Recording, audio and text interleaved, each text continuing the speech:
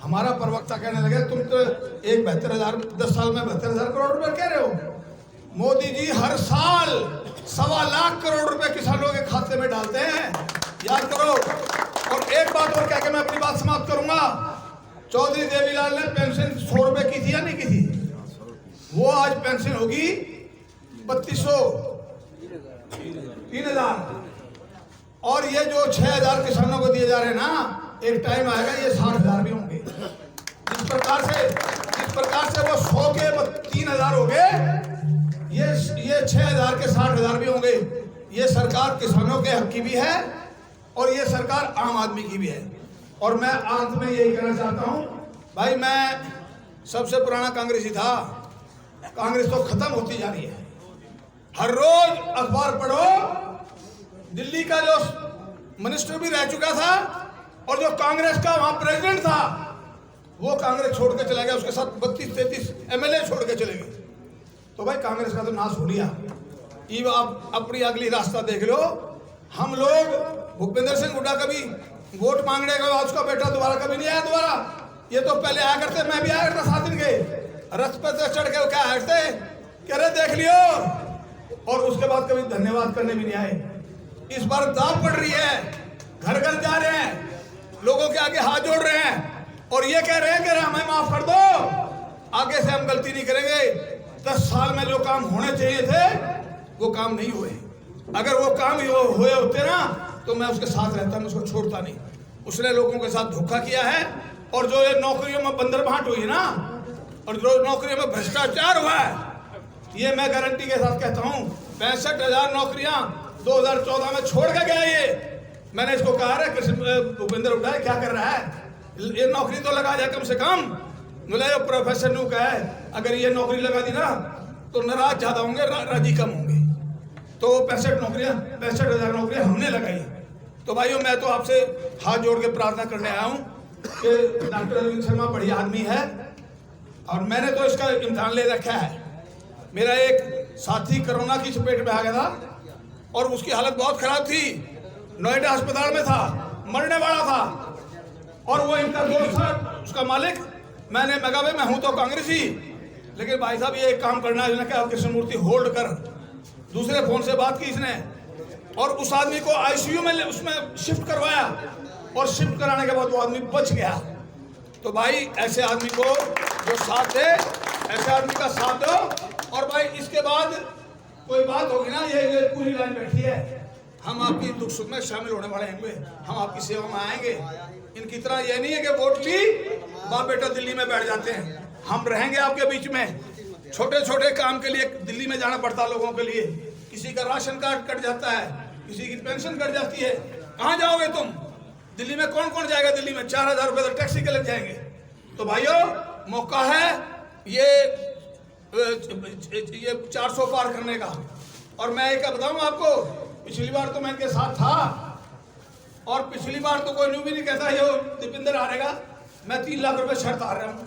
इसके चक्कर में मैंने नहीं बेरा था भाई वो छुपा रुस्तम निकलेगा इसकी वजह से 3 लाख रुपए रिश्ते हार मैं शर्त हार रहा हूँ। भाइयों पिछली बार तो कोई कह ही नहीं रहा था कि दीपेंद्र हारेगा। लोग ने क्या करते, दीपेंद्र ने तो मोदी भी नहीं हरा सकता, इसने हरा दिया। और इनके दुनिया कहने लग रही है कि हारेगा भाई, 1.5 लाख वोट से हारेगा। एक हमारा बाबा है, वो राजनीतिक विश्लेषक है, उसने कह दिया 1.5 लाख वोट से हारेगा। अरे भाई हमने तो इसका करवा रखा है, ईपी ने इसकी जीत पक्की है, इसको आशीर्वाद दे दो।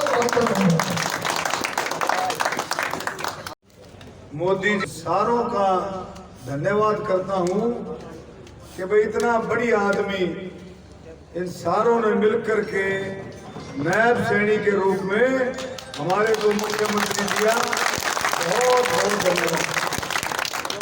और भाई एक बात और सुन लो, राज का मजा भी होगा तो 4 महीने बाद हरियाणा में राज का मजा होगा 4 महीने, मतलब 4 जून के बाद। मेरे बुजुर्गों साथियों, 2019 में आप लोगों ने मुझे आशीर्वाद दिया, मोदी जी को प्रधानमंत्री बनाया। और देखो जिस विश्वास से आपने मोदी जी को प्रधानमंत्री बनाया, उससे भी ज्यादा काम करके मोदी जी ने उस विश्वास को और पुख्ता किया। ऐसे ऐसे काम जो देश को मजबूत करने वाले और देश का मान सम्मान विदेशों में भी बढ़ाने वाले, धारा 370-35 है, राम मंदिर, करतारपुर कॉरिडोर, 3 तलाक, महिला आरक्षण, कितने बड़े काम। कांग्रेस हो तो ये काम कर दे, क्यों नहीं डॉक्टर साहब? कांग्रेस हो तो ये काम करके दिखा दे। बिल्कुल। देखो, कांग्रेस ये कहती है अगर हम दोबारा से गलती से जो 30-40 साल भी बाद भी अगर ताकत में आ गए तो भैया धारा 370 फिर से लागू कर देंगे। और राम मंदिर ने भी तोड़वा सके ही, हकीकत बता, ये तोड़ने नहीं दोगे तो मान लिया, लेकिन ये काम कर सके ही। छोटा अब मोदी ने क्या कर दिया? देखो, भारतीय जनता पार्टी ने क्या किया? जो आपके दिल और दिमाग में कई 100 साल से था कि भाई हिंदुओं के लिए कानून कुछ और दूसरे धर्मों के लिए, मुसलमानों के लिए कानून कुछ और, उस बात का भी संकल्प पत्र, मैनिफेस्टो जिसे बोलते हैं भारतीय जनता पार्टी का, उसमें आ गया है कि भाई 2024 में सरकार बनते ही यूनिफॉर्म सिविल कोड, एक देश एक कानून, वही कानून हिंदुओं के लिए और वही कानून मुसलमानों के लिए। देश तेजी से आगे बढ़ रहा है। 2047 का भारत, आत्मनिर्भर भारत, विकसित भारत, मोदी ने कितनी स्पीड बढ़ाई है। ये स्पीड कब बढ़ी है? 2014 में आपने देखा किस तरह से घोटाले, किस तरह से भ्रष्टाचार था। जो उन पर रोक लगाई, उनको काबू किया, उनको जड़ से खत्म किया, तो पैसा आया। वो पैसा आया तो विकास के कामों में लगाया, और साफ दिखता है 2014 और 14 से पहले रेलवे का बजट में थोड़ा सा उदाहरण देता हूं। केंद्र सरकार का रेल का बजट मात्र 30,000 करोड़ रुपए था। क्यों? पैसे सारे खा जाते थे। घोटालों में लाख लाख करोड़ों रुपए के घोटाले, कई लाख के भ्रष्टाचार में। और वही लोग अब ये कह रहे हैं कि हमारे को दोबारा से बढ़ाओ। वही लोग हैं, आप देख लो, छाट करके केंद्र में देख लो, कोई एक आधा इधर है हो तो वही लोग हरियाणा में, वही लोग जिन्होंने जमीनें लूटी। एक ऐसा समय आ गया था 2013-14 में तो कोई काम करके राजी नहीं थे ये, क्योंकि जमीन एक्वायर करनी पड़ती थी, जमीन को देकर राजी नहीं था। इनके ऊपर इतना शक करते थे, सस्ती जमीन खरीद लेते थे और उसको कई जो है दामों पर, दुगने तिगने चौगने दामों पर प्राइवेट उसको बेचते थे। मैं ये रेल की जो बात कर रहा था, 30,000 करोड़ का बजट उस समय, और अब पता कितने का बजट है रेल का? अंदाजा लगाओ। उस समय 30,000 करोड़ का बजट, अब है रेल का 2.5 लाख करोड़ का बजट है। रेल का 2.5 लाख करोड़, ये है मोदी। 11 लाख करोड़ का बजट इंफ्रास्ट्रक्चर का है। कांग्रेस तो सोच भी नहीं सकती इतने बजट को, इंफ्रास्ट्रक्चर के बजट। तो मेरे बुजुर्गों, साथियों, ये मोदी ने ईमानदारी से, कोई आपने सुना 10 साल में मोदी जी की सरकार में कोई घोटाला हो गया हो, किसी ने को पर मार दिया हो? बिल्कुल नहीं। मोदी की जो नजर है, देख रेख है, वो इतनी जबरदस्त है। दूसरी बात और है भाई, मोदी को साधारण इंसान नहीं, दिव्य शक्ति है। उसको छांट का भी पता है किसको भी क्या काम करना है। तो इन बातों को हम समझे, देश का मान सम्मान देश और विदेशों में बढ़ाया। और ये लोग जैसे कृष्ण मूर्ति हुड्डा जी ने बताया, भाई सतीश नांदल जी ने भी बताया, हमारी बहन सरिता नारायण जी यहाँ की प्रभारी है हमारी गढ़ी कलोई सांपला असेंबली की, वो भी बोलना चाह रही थी, वो भी आपको बहुत बढ़िया बढ़िया बातें बताती। भाई दीपक हुड्डा जी को जानते हो कि नहीं? भाई दीपक हुड्डा भी बढ़िया बढ़िया बात बताते हैं। खिलाड़ी अर्जुन अवार्डी हैं, 9 साल तक कबड्डी टीम के कप्तान, और मोदी जी के नेतृत्व में भारतीय जनता पार्टी में शामिल हुए कि मोदी जी की नीति और नियत खिलाड़ियों के प्रति गजब की है, इसलिए दीपक हुड्डा समिति दोनों शामिल थे। भारत माता की जय। हमारे मंजू हुड्डा आपके बीच में बैठी है। मंजू हुड्डा चेयरमैन है ना जिला परिषद की, जानते हो ना? मंजू हुड्डा जी ने भी बोलना था, ये भी बहुत बढ़िया बढ़िया बात बताती। सारे साथी आपको और सारे कति कमर कस के, क्योंकि मोदी जी ने चारों तरफ देश में मोदी मोदी मोदी कमल का फूल चारों तरफ। और क्यों? क्योंकि इनका पता लग गया झूठ अफवाह दुष्प्रचार की राजनीति करते हैं, लोगों ने पकड़ लिए। आपने बताओ भाई क्या है ये सांसद, और चुनाव किसका लड़ रहा है? चुनाव किसका लड़ रहा है? सांसद का चुनाव लड़ रहा है, सांसद। और लोगों को कृष्ण मूर्ति जी बता रहे हैं कि बात तो सारी की सारी लोगों को किस तरह गुमराह करते हैं। नए नए नौजवानों को पकड़ करके भाई मुख्यमंत्री बनेंगे, वो नहीं कहेंगे, उनके चेले कहेंगे भाई मुख्यमंत्री बनाएगा दीपेंद्र कहेगा हाँ भाई नौजवान तेरे को बनते ही सब इंस्पेक्टर लगाऊंगा, इंस्पेक्टर लगाऊंगा, तेरे को डीएसपी लगाऊं।